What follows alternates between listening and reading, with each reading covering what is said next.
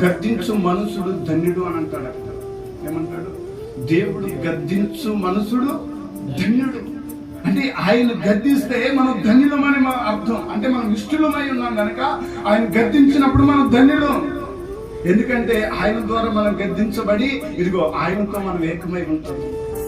కాబట్టి ఆయన ద్వారా మనం గద్దించబడి వారమై ఉండాలి. మనం పలుసార్లు ఆయన మనం గద్దిస్తున్నప్పుడు, మనల్ని హెచ్చరిస్తున్నప్పుడు, దైవ సేవకుల ద్వారా మనల్ని హెచ్చరిస్తూ మాట్లాడుతున్నప్పుడు మనము సరి చేసుకున్నామా, ఆయన గద్దింపు లోబడ్డామా, మనం ఇంకా ఇష్టలుగా మార్చబడతాం. ఏంటంటే ఇప్పుడు నా గురించి మాట్లాడతాడు, నా గురించి చెప్తాడు, నా గురించి అంటాడు అనే భావం మనకు వచ్చిందంటే దేవుని గద్దింపు మనం లోబడినట్లు కాదు. దేవుని గద్దింపు మనం లోబడినట్లు ఆయన గద్దింపును తిరస్కరించి, ఇదిగో దైవ సేవకుని తిరస్కరించి మన ఇష్టం వచ్చినట్లుగా జీవించిన వారం అవుతాం.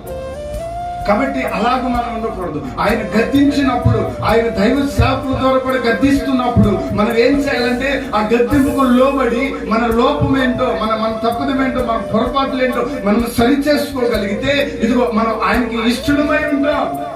ఆయన గద్దించినప్పుడు ఆయన గద్దింపుకు లోబడితే మనం ఇష్టం. ఇప్పుడు ఆయన గద్దించినప్పుడు ఆయన గద్దింపుకు లోబడకపోతే మనం ఇష్టము కాలేదు. హల్లెలూయా. నిన్ను ప్రేమిస్తున్నాడు కనుక నిన్ను గద్దిస్తాడు. ఇప్పుడు నిన్ను ప్రేమించి నిన్ను గద్దిస్తున్నప్పుడు నువ్వు గద్దింపుకు లోబడకపోతే ఎలాగా? ఆయన గద్దింపుని నువ్వు తిరస్కరిస్తే ఎలాగా? తిరస్కరించుకోదు కదా. ఆయన గద్దింపుకు మనం లోబడితే ఇదిగో మనము ఆయనకి ఇష్టలుగా మార్చబడుతాం. అందుకే యోబు అన్నాడు, ఇదిగో ఆయన గద్దించు నరుడు మనుషుడు.